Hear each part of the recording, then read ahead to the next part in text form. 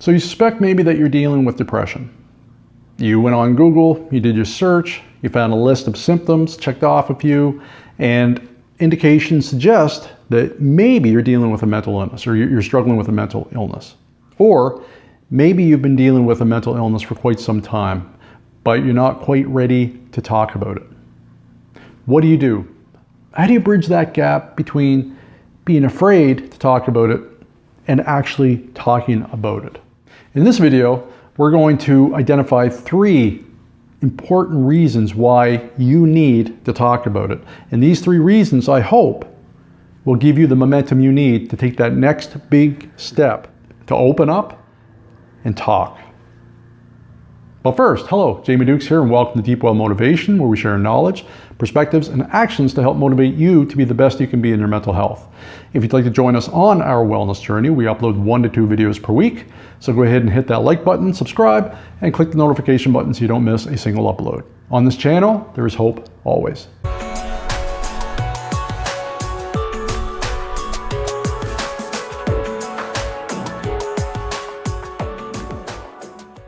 One of the most common questions I get, particularly when I do motivational speaking related to mental health, is, Jamie, how can you be so open about your mental illness? How can you share all of these stories? That you go up there, you get choked up talking about a particular personal story that impacted you greatly. How can you do that? How can you talk about that? How can you be comfortable doing that? Or it might be a statement. So, I really admire your courage, your ability to go up there and share your story. Because I couldn't do that. And I've heard that countless times.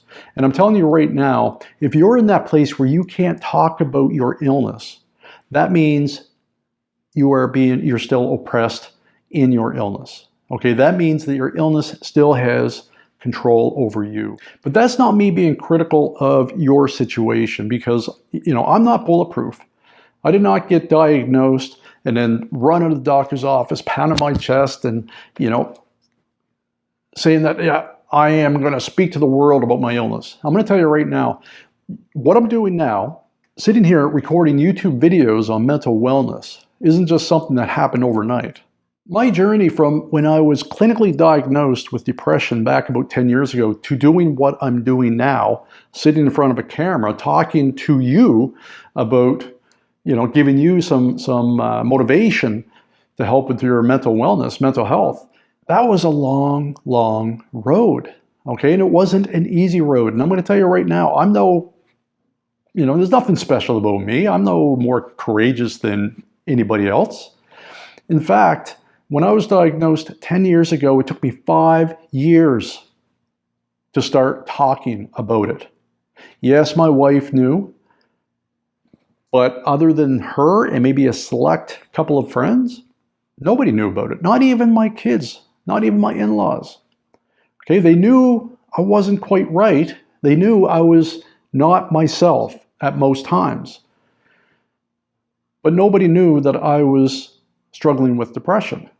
I kept that in. I was scared to talk about it. I was scared to open up to people about it. And it was hard to cope with my illness and having to put on a face every time I go out in public to be the person I need to be for other people, or to be the character I need to be for other people. And I'm telling you right now, it was very difficult, but it didn't mean that I wasn't doing anything. So within that 5-year span, that 5-year window, I started doing a lot of research. As I mentioned in a previous video, I started writing, and then I created a goal where I wanted to share what I've been learning about the illness that I've been struggling with, and I want to share that with the world. I want to try to help other people. So that gave me a goal, something to look forward to while I was still incarcerated in my illness, or in the figurative deep well of depression. Okay? So I was still there. I was still scared, but I was busy doing stuff. I was busy trying to learn as much as I could, trying to understand why I was affected the way I was affected. But I was working hard to figure some things out. But to talk to somebody? No, to me it wasn't in the books. But I did realize eventually I'm going to have to, because if I'm writing a book and I'm going to publish it, once it goes public, now I have to be prepared to talk about it. But while I was writing, I wasn't prepared to talk about it. You see, writing and research, that was the easy part. I could do that in the comfort of my own home. I could do that privately. I could wait till people go to bed and pull the laptop out, right, and close it down when I'm done. It's safe. It's easy, right? And that did help me. That was very therapeutic throughout my healing journey. It was. But I knew until I was prepared to talk about it, to open up and be comfortable talking about it, I would never truly heal from my disorder. Okay, it's not, I don't mean cure, I mean heal. To be able to be in a position where I control how I respond to my symptoms. I'm always going to have symptoms, but I control how I respond to them. That's my control. That's not my illness. That's my control. You know, that was my journey for 5 years, is I just kept writing and coping. So it took me 5 long years to get to that place where I was able to open up and talk to people about my illness. Talk to anybody about my illness. It took me 5 years. So that's not somebody who's bulletproof. That's not somebody who is super duper courageous. All right. I mean, technically, I guess in some way I was courageous eventually, but you know, I understand what it takes to be able to find that place where I was able to share my story. And toward the tail end of that 5-year period, when it was time to get my book ready for publishing, I had to have some very difficult conversations with the most important people in my life.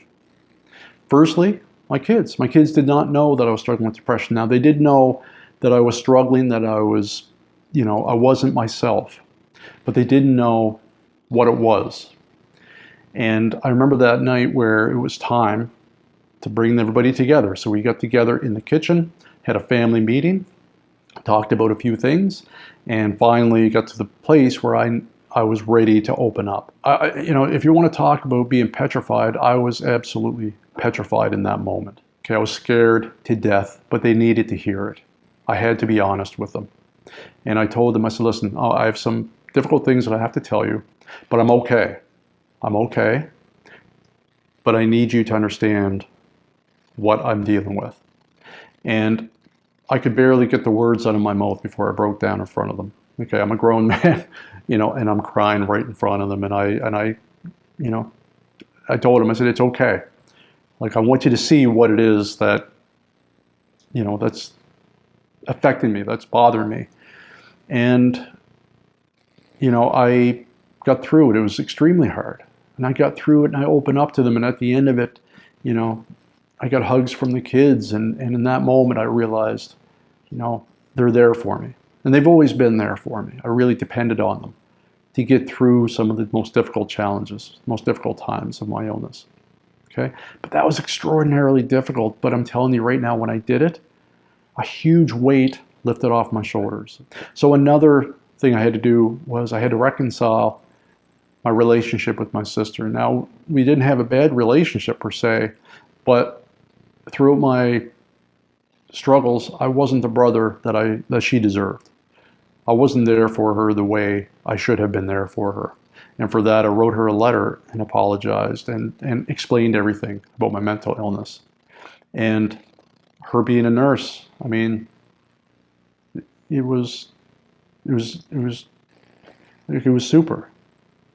It was amazing to be able to open up like that. I had to have that difficult conversation with my mother. And that was quite tough. It was tough on her as well, because nobody wants to see their children suffer, particularly with a mental illness, and as dangerous as they can be.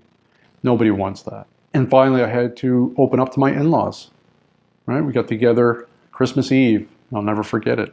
I brought everybody into the living room, and everybody sat down, and I prepared gift bags. And each gift bag had a draft copy of my book. And I got everybody's attention. And I said, I have something really important to share with you.